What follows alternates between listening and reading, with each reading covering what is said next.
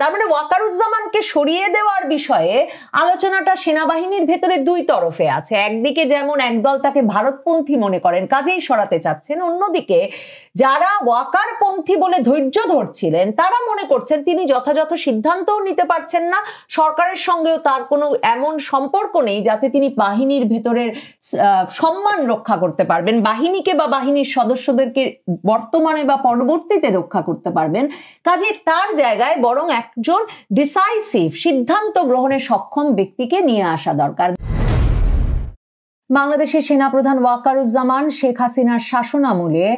গুম কাণ্ডের সঙ্গে জড়িত থাকার অভিযোগে এবং গুম করে এনে নির্যাতনের অভিযোগে যে 25 জন সেনা কর্মকর্তার বিরুদ্ধে অভিযোগ এনেছে আন্তর্জাতিক অপরাধ ট্রাইব্যুনাল এবং গ্রেফতারি পরোয়ানা জারি করেছে, যার পরিপ্রেক্ষিতে 15 জন সেনা কর্মকর্তাকে এখন সেনা হেফাজতে রাখা হয়েছে।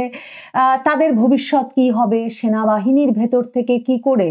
সেনা কর্মকর্তারা সেফ এক্সিট পেলেন বা পালিয়ে যেতে পারলেন, যাদেরকে বিচারের মুখোমুখি করা হবে বলে ধারণা করা হচ্ছিল 2024 আগস্টের পর থেকেই, এই প্রশ্নগুলো সেনা সদরের ভেতরে বাইরে সেনাপ্রধান ওয়াকারুজ্জামানকে কতটা পর্যুদস্ত করে ফেলেছে এবং তার চারপাশে অবিশ্বাস, শঙ্কা, সন্দেহের যে বাতাবরণ তৈরি হয়েছে সেটা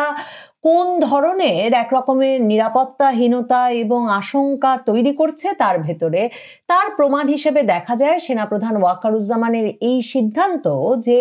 সৌদি আরব যাবার যে কথা ছিল তার 14 তারিখে সেনাবাহিনীর জন্য অত্যন্ত গুরুত্বপূর্ণ একটা সিদ্ধান্ত নিতে এবং একটি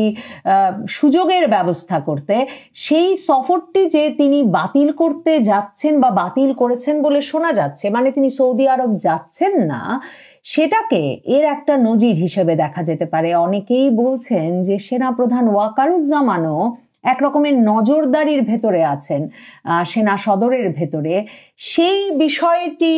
যে এক রকমের জল্পনা আছে সেনা সদরের ভেতরে এবং সেখান থেকেই বাইরে যেটা ছড়িয়ে পড়ছে, সেই খবরটিও কি সত্যি কিনা সে সন্দেহ করবারও কারণ আছে সেনাপ্রধান ওয়াকারুজ্জামানের এই সফর বাতিল করবার কারণে। সেনাপ্রধানকে এই প্রশ্নগুলোর সম্মুখীন হতে হচ্ছে যে কি করে তিনি সেনাবাহিনীর সুনির্দিষ্ট একদল কর্মকর্তার ওপরে এই যে বেসামরিক প্রশাসনকে সহায়তায় তারা যে ভূমিকা রেখেছে সেই ভূমিকার জন্য দায়ী করে বিচারের মুখোমুখি করে হাত ঝেড়ে ফেলছেন এবং নিজেরা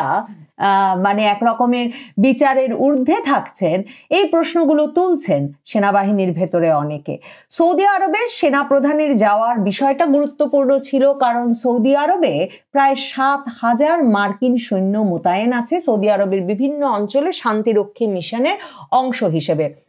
মার্কিন যুক্তরাষ্ট্রের লক্ষ্য সৌদি আরব থেকে ওই 7,000 সৈন্য সরিয়ে নেওয়া, আর সেনাপ্রধান ওয়াকারুজ্জামান সেই সুযোগটি বাংলাদেশের জন্য নিয়ে আসতে সৌদি আরব যাচ্ছিলেন যে ওই 7,000 সেনার জায়গায়, মার্কিন সেনার জায়গায় বাংলাদেশের সৈন্যদের পাঠানো যায় কিনা। কাজে এমন একটা গুরুত্বপূর্ণ সফর যে সেনাপ্রধান ওয়াকারুজ্জামান এ সময়ে বাতিল করলেন, তার একটা বড় কারণ এই জেনারেলদের ভেতরে যে ধরনের অবিশ্বাস, সন্দেহ, আশঙ্কা দানা বেঁধেছে। একদল ভীষণভাবে চাইছেন কোনো একটা ব্যবস্থা নেওয়া হোক, এই যে আন্তর্জাতিক অপরাধ ট্রাইব্যুনাল কিংবা সরকারের তরফে তাদেরকে কিছুই না জানিয়ে হঠাৎ করে 25 জন সেনা কর্মকর্তার বিরুদ্ধে একটা মামলা হয়ে গেল, শুধু নয় গ্রেফতারি পরোয়ানা জারি হয়ে গেল। এমন একটা অবস্থায় যখন তাদের নেতা সেনাপ্রধান ওয়াকারুজ্জামান এত মাস ধরে তাদেরকে বলে আসছিলেন যে তিনি সরকারের সঙ্গে আলোচনা করছেন, সকল কিছু মানে সকলের সঙ্গে তার যোগাযোগটা এত সক্রিয় আছে যে তিনি নিশ্চয়ই খবর জানতে পারবেন এমন কোনো ঘটনা ঘটলে, মানে বিচার হতে পারে, বিচারের একটা দাবি,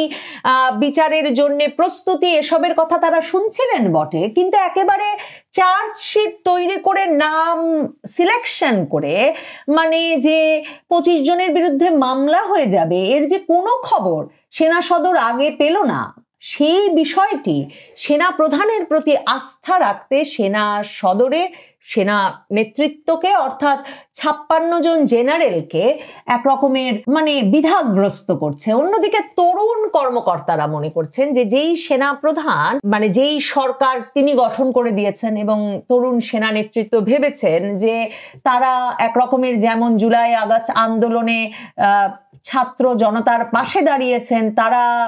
মার্চ টু ঢাকা সফল করেছেন, তারা শেখ হাসিনার পতন নিশ্চিত করেছেন 5ই আগস্টে, তারা আন্দোলনকারীদের বিপক্ষে দাঁড়িয়ে বল প্রয়োগ করবেন না এই সিদ্ধান্ত সরাসরি নিয়ে সরকারকে এক রকমের দুর্বল জায়গায় নিয়ে গেছেন। সেই সেনা নেতৃত্ব আবার একটা অন্তর্বর্তীকালীন সরকার, বিপ্লব পরবর্তী সরকারও গঠন করে দিয়েছে, অথচ সেই সরকার এখন এবং যারা সেই সময় ছাত্র জনতার অভ্যুত্থানের নেতৃত্ব দিয়েছেন তারা সরাসরি এখন সেনাবাহিনীর বিচার দাবি করে আসছে এবং সেনাবাহিনীকে এক রকমের বাহিনী হিসেবে বিভিন্ন অপরাধের সঙ্গে সংশ্লিষ্ট হিসেবে চিহ্নিত করে তারা মামলা মোকদ্দমা দিচ্ছে। এবং এই মামলা, এই সারা সেনাবাহিনীর ভেতরে যে আশঙ্কা, এই মামলা এই চার্জশিটে থামতে পারে না। এই মামলা যেমন এখন আন্তর্জাতিক অপরাধ ট্রাইব্যুনাল আরো কয়েক দফা চার্জশিট দিয়ে অন্তত আরো শতাধিক জনকে এই মামলাগুলোর অন্তর্ভুক্ত করবে, যাতে সেনাপ্রধান ওয়াকারুজ্জামান সহ জুলাই আগস্ট আন্দোলনে মোতায়েন থাকার জন্য এমনকি ভিডিও আছে, অডিও আছে, বিভিন্ন রকমের সাক্ষ্য প্রমাণ মানে আছে, অডিও ভিজুয়াল সাক্ষ্য আছে যে সেনা কর্মকর্তারা রাস্তায় তারা গুলি ছুটছেন, তারা অ্যাকশনে আছেন, তারা পুলিশ যখন অ্যাকশনে আছে তাদেরকে প্রহরা দিচ্ছেন। এগুলোর ভিত্তিতে অন্তত আরো শতাধিক ব্যক্তিকে চিহ্নিত করে কাঠগড়ায় দাঁড় করানো হবে বেসামরিক আদালতের। এই আতঙ্ক যখন চারদিকে, তখন আবার এই আতঙ্কটাও আছে যে এখন যারা ডিউটি করছেন, রাজনৈতিক পালাবদল যখন ঘটে যাবে তখন গোপালগঞ্জে যারা গুলি চালিয়েছেন তাদের বিচার হবে এবং বিচার হবে প্রত্যেকটা ক্ষেত্রে যারা বিভিন্ন সময়ে বিভিন্ন অপরাধ, গণপিটুনি, মব হামলা এগুলো ঠেকাতে যথাযথ ভূমিকা রাখতে পারেননি তাদের বিচার হবে। এমনকি এখন ডিজিএফআই কি ভূমিকা পালন করছে, এখন আসলে সেনাবাহিনীর সেনা গোয়েন্দা সংস্থা প্রধান উপদেষ্টার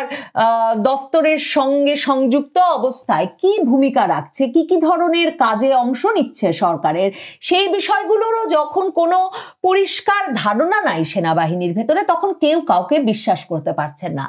এমন একটা সময়ে তরুণ নেতৃত্বের একটা অংশ কিন্তু এমনকি ওয়াকারুজ্জামানকে সরিয়ে তার জায়গায় সিজিএস মানে সেনাবাহিনীর ভেতরে যিনি দ্বিতীয় চিফ অফ জেনারেল স্টাফ, দ্বিতীয় পদমর্যাদায় আছেন মিজানুর শামীম, সেই মিজানুর শামীমকে সামনে এনে, যিনি শেখ হাসিনার প্রধানমন্ত্রী থাকা অবস্থায় প্রিন্সিপাল সশস্ত্র বাহিনীর প্রিন্সিপাল স্টাফ অফিসার ছিলেন, তাকে সামনে এনে কোনো একটা কার্যকরী ভূমিকা বা সেনাবাহিনীর দিক থেকে একটা সিদ্ধান্ত গ্রহণকারী অবস্থানে সেনাবাহিনীকে নিয়ে যাওয়া হবে কিনা এই আলোচনাও আছে। তার মানে ওয়াকারুজ্জামানকে সরিয়ে দেওয়ার বিষয়ে আলোচনাটা সেনাবাহিনীর ভেতরে দুই তরফে আছে। একদিকে যেমন একদল তাকে ভারতপন্থী মনে করেন, কাজেই সরাতে চাচ্ছেন, অন্যদিকে যারা ওয়াকারপন্থী বলে ধৈর্য ধরছিলেন তারা মনে করছেন তিনি যথাযথ সিদ্ধান্তও নিতে পারছেন না, সরকারের সঙ্গেও তার কোনো এমন সম্পর্ক নেই যাতে তিনি বাহিনীর ভেতরের সম্মান রক্ষা করতে পারবেন, বাহিনীকে বা বাহিনীর সদস্যদেরকে বর্তমানে বা পরবর্তীতে রক্ষা করতে পারবেন। কাজে তার জায়গায় বরং একজন ডিসাইসিভ সিদ্ধান্ত গ্রহণে সক্ষম ব্যক্তিকে নিয়ে আসা দরকার। দেখেন, এমনকি এই প্রশ্নটা উঠছে ডিজিএফআই এর যে চিফ ছিলেন 5ই আগস্টের সময়ে হামিদুল হক, যার সঙ্গে জামায়াতে ইসলামীর সরাসরি ঘনিষ্ঠ রাজনৈতিক সম্পর্ক ছিল, যিনি তখন যখন সেনাবাহিনীর ভেতরে কর্নেল মুজিব আর জিয়াউল আহসান মিলে এই যে সেনাবাহিনী আন্দোলন দমাতে কোনো ব্যবস্থা নেবে না, ওয়াকারুজ্জামান তরুণদের কাছ থেকে কথা মেনে নেওয়ার পর ওয়াকারুজ্জামানকে সরিয়ে দিয়ে কর্নেল মুজিব, তখন যিনি কোয়ার্টার মাস্টার জেনারেল ছিলেন, তাকে সেনাপ্রধান করবার কথা ভাবছিলেন তখন, এবং যাতে শেখ হাসিনার সায় ছিল বলে সেনাবাহিনীর ভেতরে কথা প্রচলিত আছে, সেই হামিদুল হককেও তো মানে একদিকে জামায়াতে ইসলামীর সঙ্গে ঘনিষ্ঠ এই ডিজিএফআই চিফ, অন্যদিকে ওয়াকারুজ্জামানকে যিনি 5ই আগস্ট রক্ষা করলেন, এই হামিদুল হক ডিজিএফআই চিফ আর ওয়াকারুজ্জামান মিলে 5ই আগস্টে মার্চ টু ঢাকা সফল করলেন। শেখ হাসিনাকে কথা দিয়ে এলেন তারা দেখবেন রাজপথে যাতে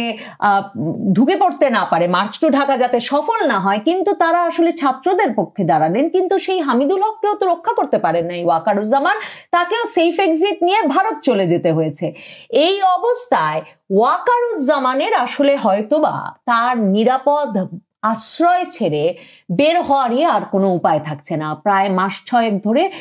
মানে সশস্ত্র বাহিনীর সবচেয়ে দক্ষ বাহিনী প্যারা কমান্ডো বাহিনী কিন্তু সেনাপ্রধানের শারীরিক নিরাপত্তা নিশ্চিত করছেন। কাজে এই অবস্থায় তিনি সিদ্ধান্ত নিয়েছেন তিনি সৌদি আরব যাবেন না। আর মনে করে দেখেন ওই সময়টায় এই 12-13 তারিখের পরে তার কিন্তু 1 সপ্তাহের মতো ভারত যাওয়ার আমন্ত্রণ ছিল, ভারতীয় সেনাবাহিনীর আমন্ত্রণ ছিল আঞ্চলিক সেনা প্রধানদের দুটো কনফারেন্সে যোগ দেওয়ার জন্য। তো তিনি সেটাতে বদনাম হবে ভেবে ভারত সফরটা বাদ দিয়ে সৌদি আরব যাওয়ার কথা ভেবেছিলেন। কিন্তু এমন স্পর্শকাতর সময়ে ভারতীয় সংবাদ মাধ্যম লিখছে যে ভারতের সেনাবাহিনীর একটি দল সেনা সদরে ঢাকা ক্যান্টনমেন্টে সফরে আসছে এবং ভারতীয় সেনাবাহিনী লিখছে যে ভারতের মিলিটারি ইন্টেলিজেন্স ইউনিটের, ভারতের সেনাবাহিনীর গোয়েন্দা শাখার 4 সদস্যের একটি team major general Kundan Kumar Singh এর নেতৃত্বে 2 দিনের সফরে আসছেন অক্টোবর 14 থেকে 16 তারিখ। এটা যেই পর্যায়ের সফর তাতে এদের জেনারেল ওয়াকারুজ্জামানের সঙ্গে দেখা করবার কোনো কথা নাই। কিন্তু